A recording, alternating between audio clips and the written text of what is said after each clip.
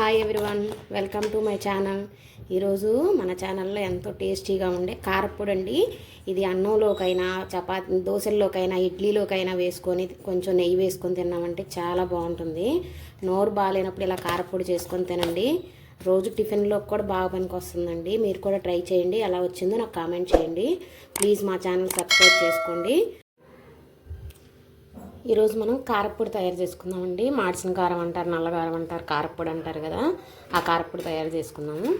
ఎండుమిర్చి ఒక 100 గ్రాములు, కొంచెం తక్కువే ఉంటాయండి. ఇలా కట్ చేసి కొంచెం ఇలా ముక్కలుగా చేసి పెట్టుకోవాలి ముందుగా. దీంట్లోకి ధనియాలు, కరివేపాకు, వెల్లుల్లి రెబ్బలు ఇలా ఒలిసి పెట్టుకోవాలి. కొంచెం చింతపండు, జీలకర్ర, మినపగుండ్లు, పచ్చిశనగపప్పు, ఇంతవరకేనండి. ఉప్పు కొంచెం తీసుకోవాలి. ఇప్పుడు ఎలా తయారు చేయాలో చూపిస్తాను మీకు. ముందుగా కడాయి పెట్టుకొని ఒక 2-3 స్పూన్ల ఆయిల్ వేసుకోవాలి. ఎక్కువ పట్టదండి ఆయిల్ కారప్పొడికి. దీంట్లో ఒక 2 స్పూన్లు పచ్చిశనగపప్పు, ఒక 2 స్పూన్లు మినప్పప్పు. మీ దగ్గర పొట్టు మినపప్పు ఉంటే వేసుకోండి, ఇంకా టేస్ట్ బాగుంటుంది. ఒక 2 స్పూన్లు ధనియాలు, 1 స్పూనున్నర జీలకర్ర. ఇప్పుడు ఇవి బాగా వేయించుకోవాలి ముందు.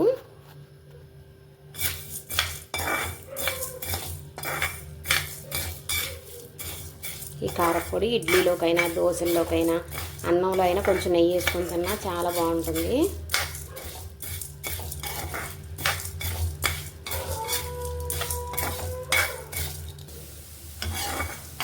ఇలా కలుపుతూ ఫ్రై చేయాలి మొత్తం.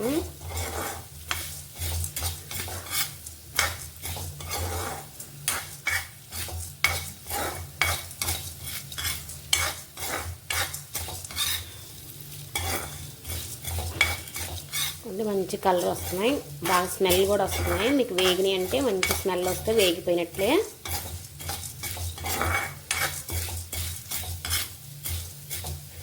ఈ కారప్పొడి చేసి ఇంట్లో పెట్టుకున్నారంటే 1-2 నెలలైనా కూడా అలాగే ఫ్రెష్గా చాలా బాగుంటుంది.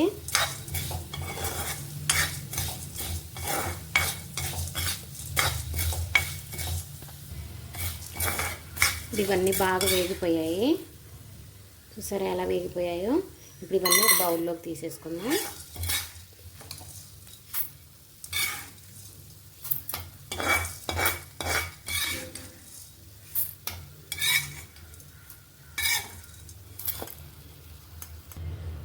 ఇవన్నీ తీసాం కదా. ఇప్పుడు అదే ప్యాన్లో కరివేపాకు కొంచెం కడిగి పూర్తిగా తేమ లేకుండా ఇట్లా ఆరబెట్టేసుకోండి. ఇప్పుడు ఈ కరివేపాకు కూడా వేద్దాం.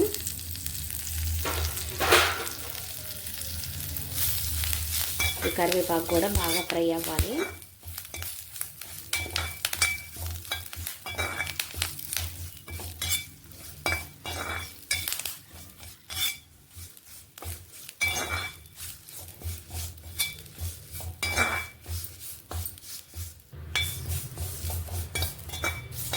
కరివేపాకు బాగా ఫ్రై అవ్వాలండి.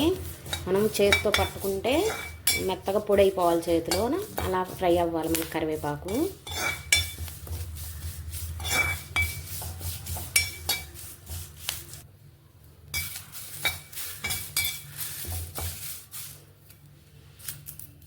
చూసారా ఎలా చేతిలోనే ఎలా మెత్తగా అయిపోతుందో, ఇలా ఫ్రై చేసుకోవాలి.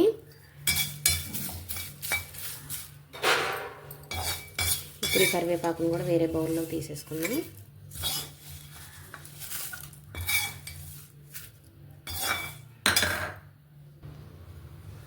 ఇప్పుడు చింతపండు అండి, పిక్కలు లేకుండా ఇలా తీసుకోండి. మనం వేసుకునే దానికి ఈ క్వాంటిటీ అయితే సరిపోతుంది. దీంట్లో కూడా కొంచెం తేమ లేకుండా ఇలా వేయించుకుంటే మన కారప్పొడి ఎక్కువ రోజులు నిల్వ ఉంటుంది, లేదంటే పాడైపోతుంది మెత్తగా చేసామంటే.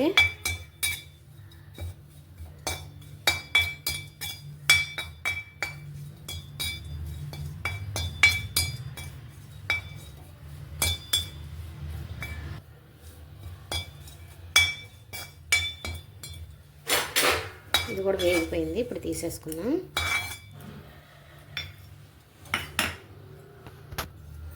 ఇందులోనే ఒక స్పూను, ఎక్కువ వద్దండి, ఒక్క స్పూన్ ఆయిల్ వేసేసుకోవాలి.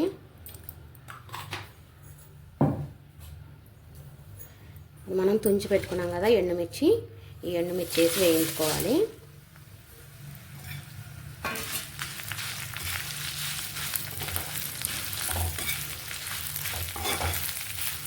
ఎండుమిర్చి బాగా ఫ్రై చేసుకుందాం మనం.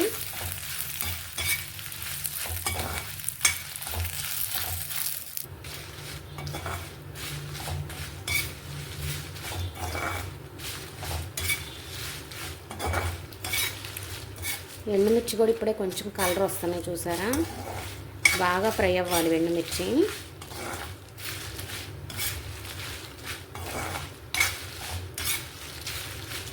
ఇలా మీడియం ఫ్లేమ్లో పెట్టుకొని బాగా వేయించుకోండి.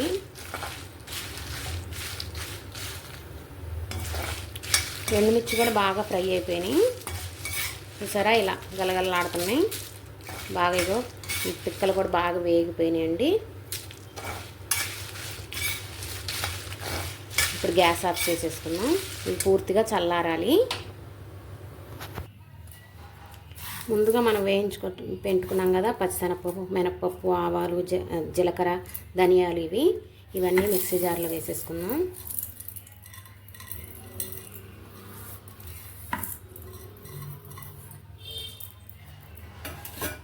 ఇందులోనే మనం వేయించి పెట్టుకున్న కరివేపాకు,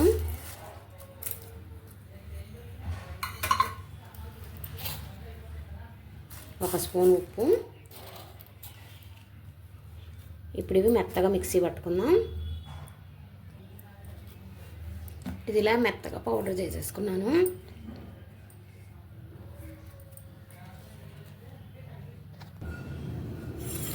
ఇప్పుడు వేయించిన ఎండుమిర్చి ఉన్నాయి కదా, ఇవి రోట్లో వేసేసుకుంటున్నాను.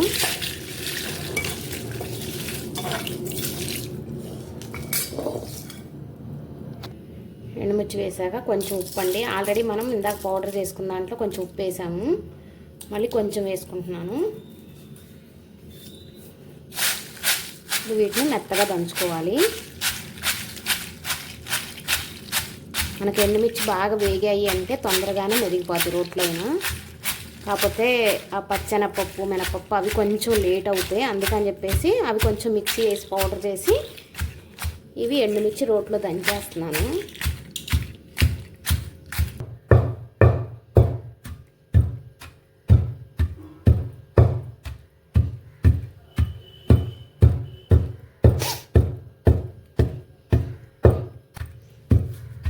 మనకి మిరపకాయలతో పాటు గింజలు కూడా బాగా నలిగిపోవాలి.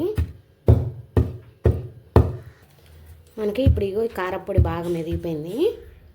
ఇప్పుడునే మనం ఇందులో ఇందాక మిక్సీ పట్టుకున్నాం కదా వేయించుకున్నాయి, అవి కూడా ఇప్పుడు ఇందులో వేసి కలిపేసుకుందాం.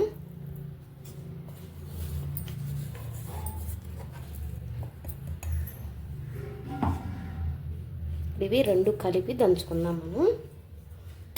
ఒకసారి గరిట పెట్టి, మీకు రోలు అవైలబుల్గా లేకపోతే మీరు అన్నీ ఒకేసారి మిక్సీ జార్లో వేసేసి మిక్సీ పట్టేసుకోవచ్చు.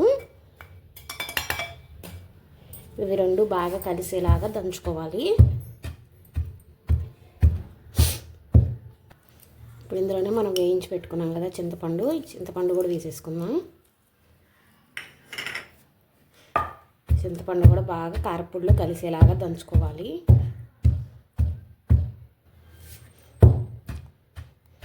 ఇప్పుడు చింతపండు కూడా బాగా అంతా కలిసిపోయింది.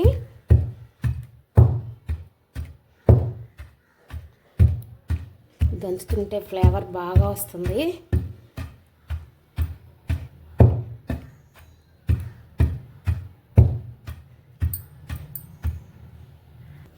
ఇప్పుడు మనం ఒలిసి పెట్టుకున్నాం కదా వెల్లుల్లిపాయలు, ఒక 2 పాయలు ఒలిసి పెట్టుకున్నాను నేను, ఇవి కూడా వేసేసి దంచుకోవాలి.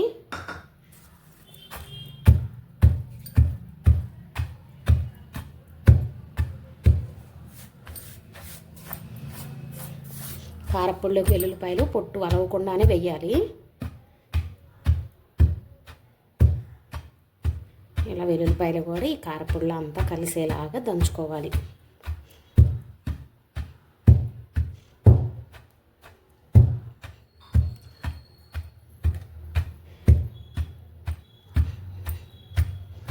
మీకు కారపొడి ఇంకా ఘాటుగా కావాలి అనుకుంటే అప్పుడు మీరు పప్పు దినుసులు కొంచెం తక్కువ వేసుకోండి.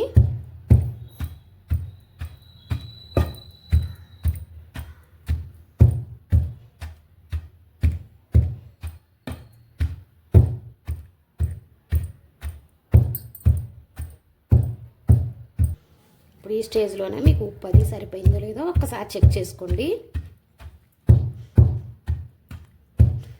నాకైతే కొంచెం ఉప్పు పట్టుద్ది, మళ్ళీ వేసాను నేను. ఇవన్నీ కలగలిసేలాగా బాగా కలుపుకున్నాం మంచిగా. ఒకసారి ఇలా మెత్తగా చేసుకోవాలి పొడి.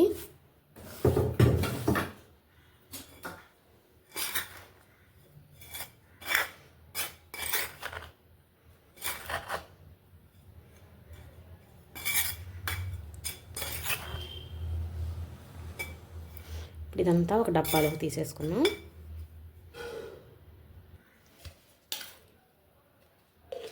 ఇలా డబ్బాలోకి తీసుకొని మూత పెట్టుకొని ఉంచుకున్నామంటే 2 నెలలు 3 నెలలు అయినా అలాగే మంచి ఫ్లేవర్ మంచి స్మెల్తో చాలా బాగుంటుంది.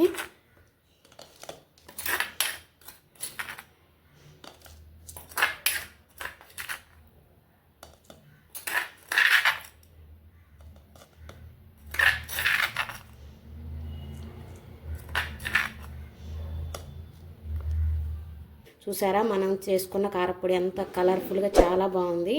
టేస్ట్ కూడా చేశానండి, టేస్ట్ కూడా చాలా బాగా వచ్చింది. మీరు కూడా ఇలాగే ట్రై చేయండి.